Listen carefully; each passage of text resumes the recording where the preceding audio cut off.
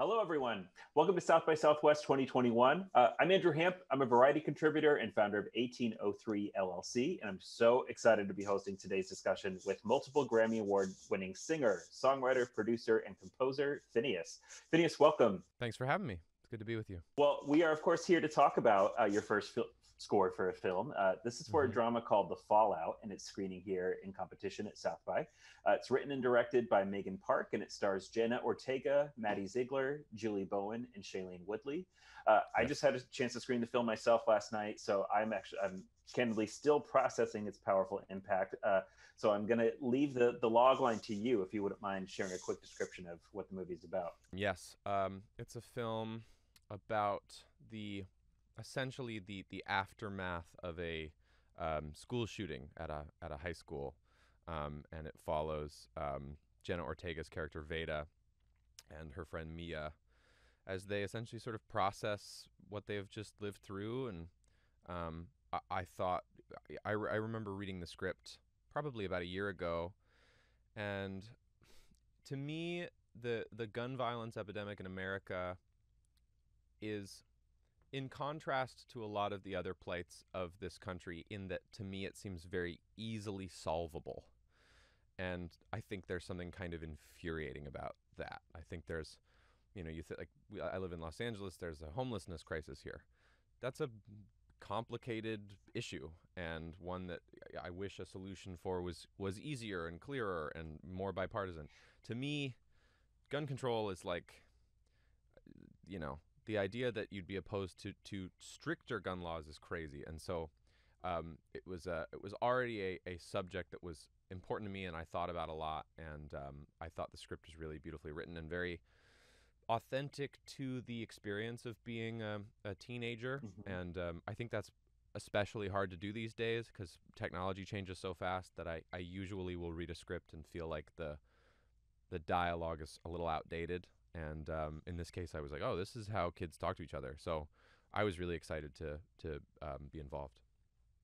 That's a very important point. I think one of the many things this movie gets so right is the exact vernacular of modern teenagers. There's a fantastic scene that's actually very funny and a welcome respite from a heavy film where Veda's sister is TikToking while she's going through a very intense moment. Oh man, that is one of my favorite setups in the whole movie, and it's like a 4-minute long scene or whatever, right? And she's just doing the TikTok dance over playing and over. That Saweetie song. Yeah, so good. Yeah, I was like, that is totally, representative of exactly what's going on, which I was really impressed by. Speaks to Megan's real knowledge, and I mean I'm assuming the cast too, and sort of like aiding that scene of like, just being a good listener. Absolutely, yeah.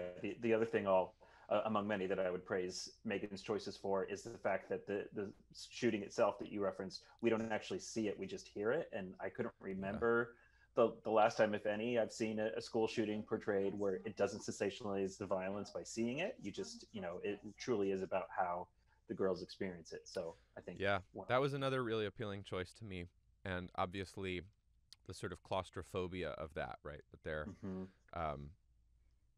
the reason they survive the shooting is that they're in the bathroom when it starts, and the sort of claustrophobia mixed with like, what you're hearing, what you're thinking about when you're hearing something happen outside.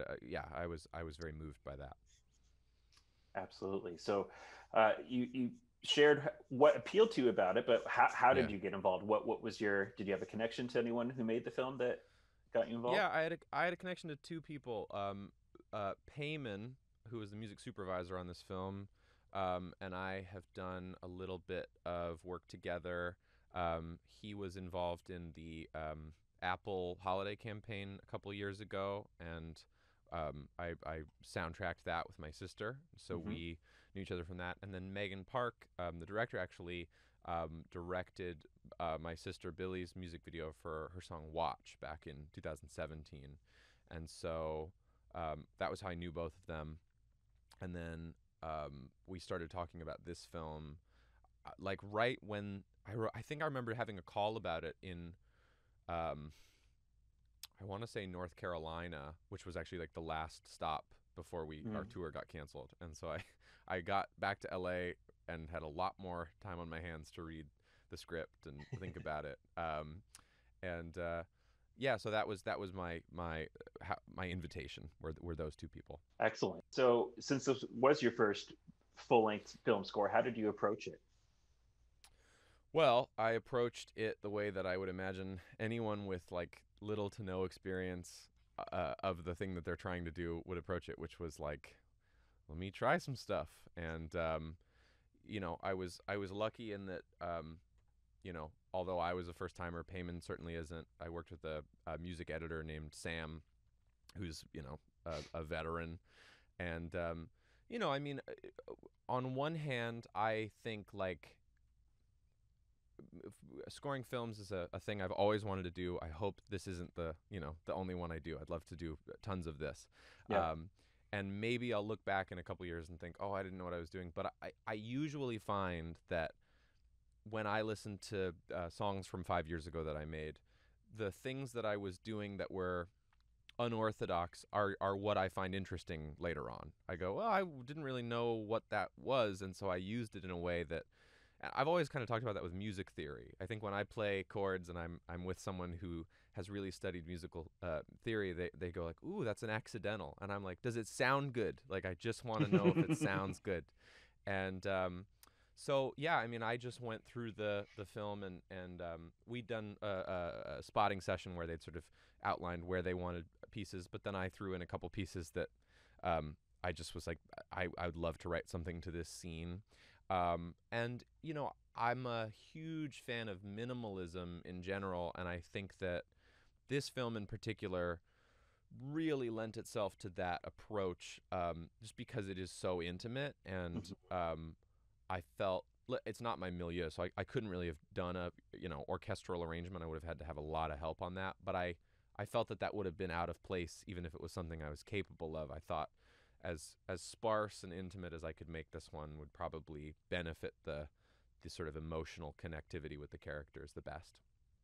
Yeah, I was just going to say a John Williams or Hans Zimmer score. This is not, but I think that's what the material called for. Right. So yeah, talk to me about. And those guys, Hans is so good that he would recognize that too, and he would do some minimal brilliant score, but this, yeah, I don't know if you'd put like the Dark Knight score over this one. Right. Yeah. So talk to me about the instruments that you relied on to help bring that to life. How did you kind of set the tonal tone? Yeah. Yeah.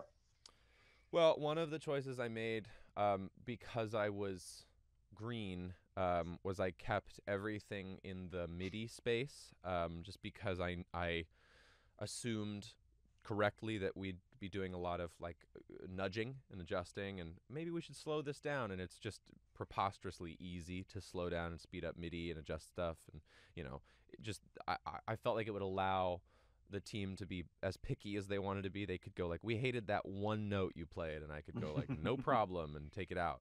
I used a sort of varied palette. I like to keep the sounds that I work in like sounding sort of like pseudo-organic. Obviously they're being played on a computer, but I like textural sounds, and I like the sort of like resonance of a lot of like, to me, like the sort of like human voices. I talk about this with like the way that I produce music a lot. Like human voices are they're not below like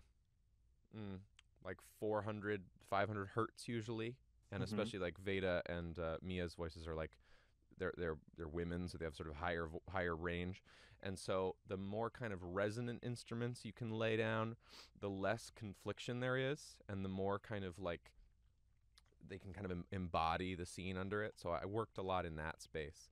But I would say probably the sort of main actual instrument I was playing was a really washed out reverberant piano. It was kind of ghostly, and I used that for like all the melodies.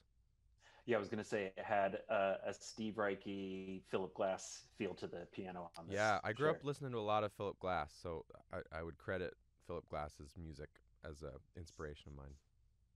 Excellent. So it sounds like film scoring is something you've aspired to for a while. Now that you've got it on your belt, do you feel the itch, or are you ready for this to be a potential long-term side hustle? Yeah, I would love to. I mean, I think the the most exciting thing is the malleability. Like I think every film would call for a very different approach, and that's what's exciting to me about it. I think the idea of doing a film completely different than this film and making the soundtrack completely different is really thrilling and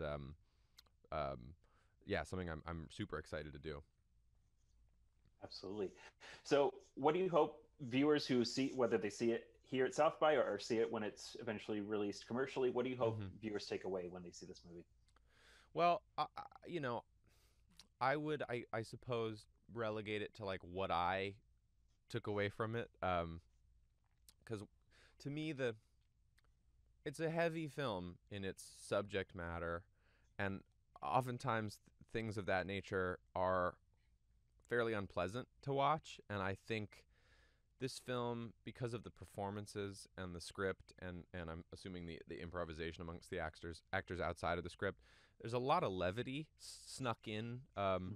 Her relationship with her sister is really funny. Her relationship with her friend Nick is really wonderful to me, and I I think that makes everything more palatable. I think humor makes tragedy um, more human Hmm. and easier to connect with. And so I hope that it resonates with people. It seems like people are a little set in their ways on these issues right now, and I think it's probably on the young generation to sort of flip the percentages there. And yeah, my hope is that people, young adults, are going to see this film and think like, obviously this shouldn't keep happening.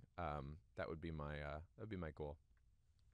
Yeah, and I just to echo what you were saying, I think the fact that it portrays the full spectrum of grief, of PTSD, Yes. whatever you want to call it, absolutely. Yeah, it's not just the sorrow; it's all the emotions that you go through as humans that Right. you see here. Um, well, great. So let's talk a little bit more about your other work in the film and TV space, Hmm. because of course, while The Fallout marks your first time composing original score, it's not your first time writing original song for Right. a movie or Yeah. so. Yeah. What's it? How does writing a song for a movie or TV show compared to writing a score? Um, I've talked about this a little bit with my sister. I think we find that certain rules and sort of task-oriented projects in making music, they can kind of liberate you because you have this really specific goal. You have this really specific, like, I want to accomplish that.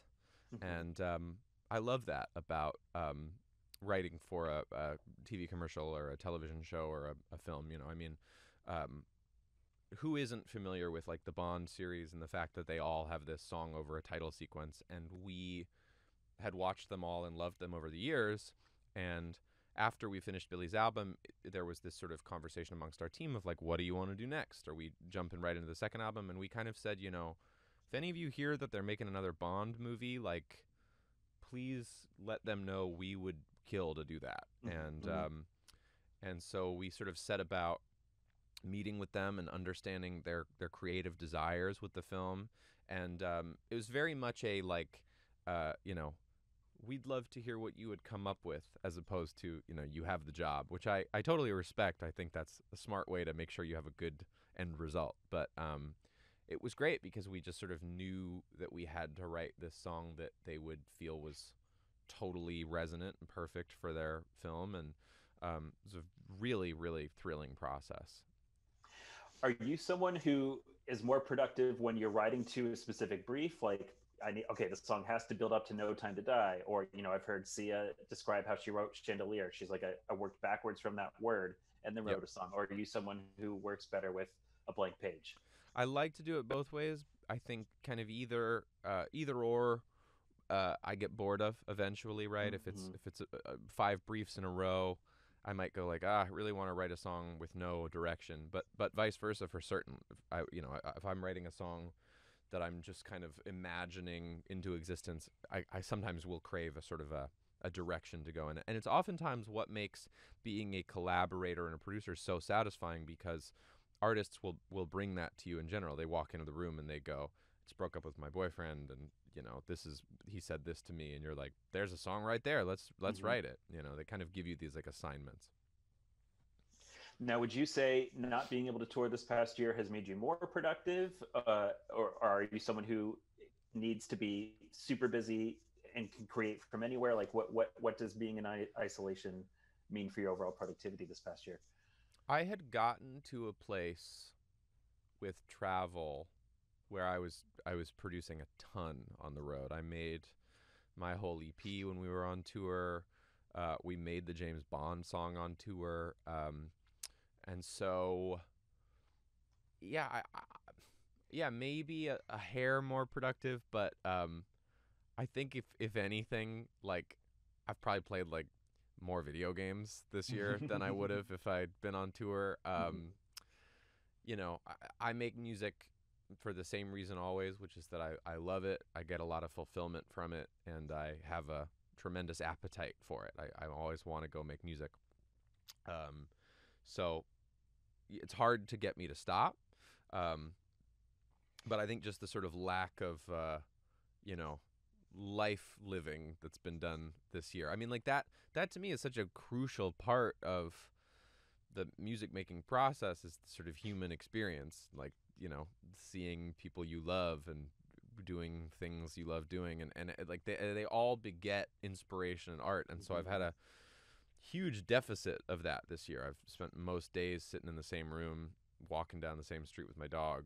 And so I've found myself inspired in different ways, inspired by seeing a film that I thought was amazing and getting to write the music for it, or reading a book and thinking about something in a different way and writing about it from that perspective or something. But yeah, I mean, it's like I have no idea what this year would have held in terms of like, had everything sort of gone according to plan. I have no idea where we'd be. But my girlfriend and I joke a lot that we're like in too deep. Like we our house needed a lot of like repairs before quarantine, and we got all the repairs done during, and we painted rooms, and I made this whole album, whatever.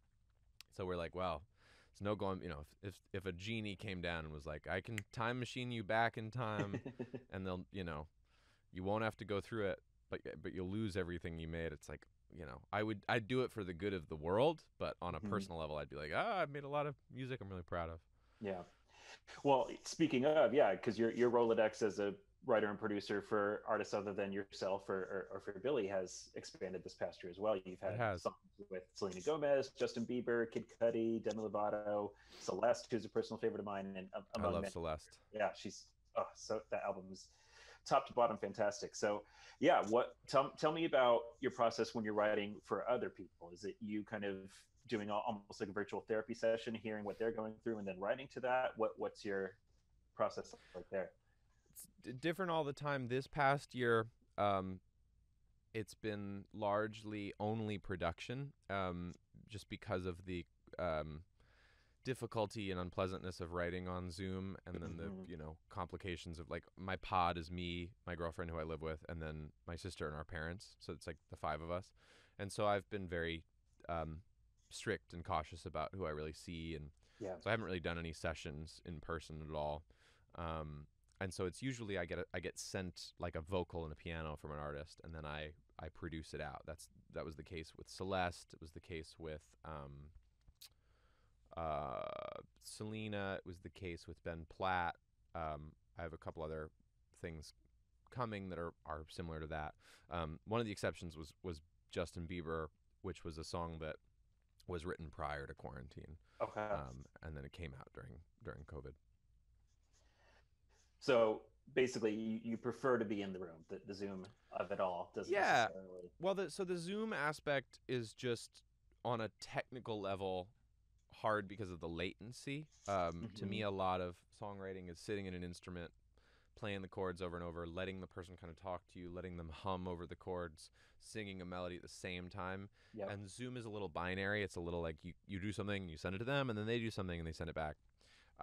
So I kind of am just sad that we don't have better technology during this. I'm sure during the next pandemic we'll have worked all this out.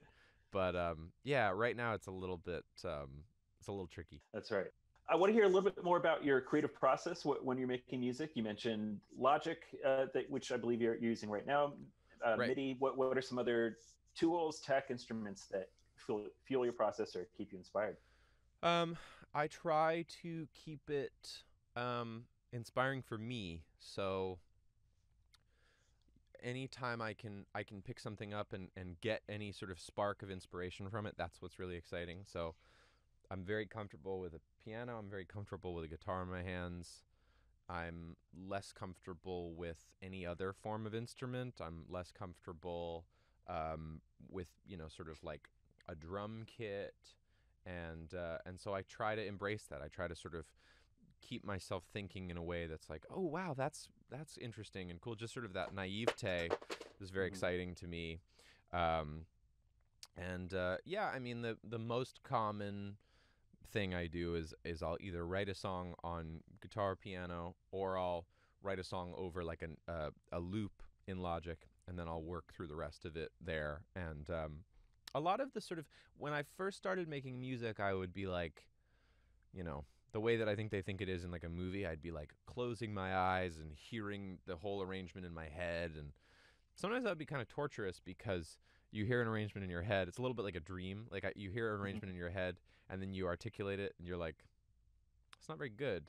And it's like I always joke, like I write down my dreams, and sometimes I'll read them, and I'm like, that I thought that would have been so cool, and I read it, I'm like, this is very lame. And so now it's a lot more sort of about discovery and spontaneity. I'll record sort of like vocals first, or maybe like a scratch vocal, um, and one instrument, and then it's like what adding what would be interesting here, and then what can I, as soon as there's a bunch of stuff, it's like where can I pull it all out, like where can I take it all away.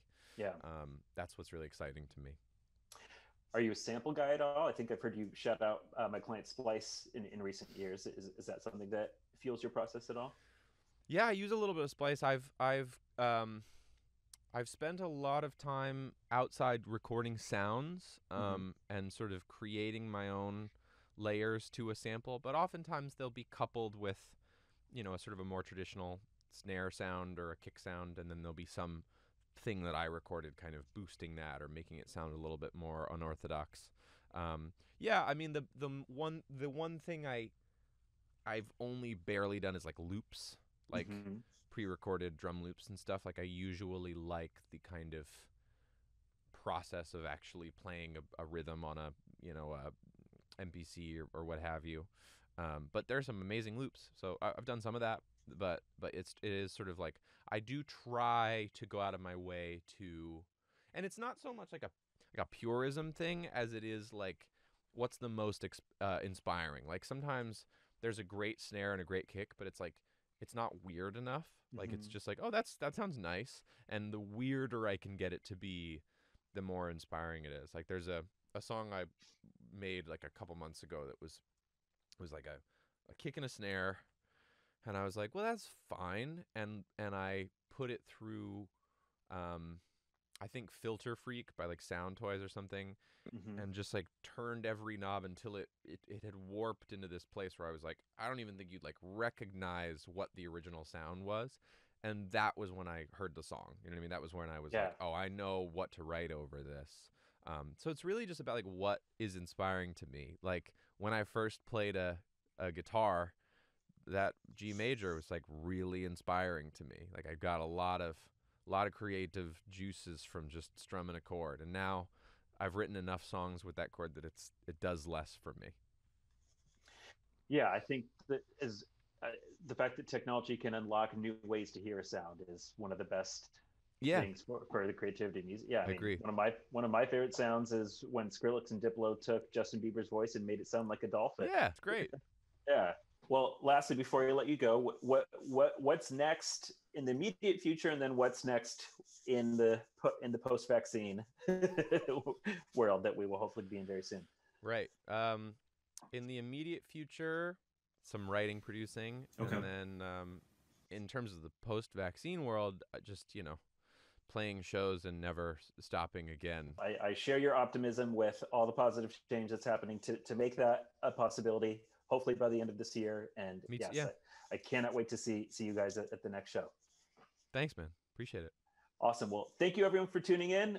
Again, I'm Andrew, and Finneas, thank you so much for a fantastic discussion, and please check out The Fallout. Thanks for having me.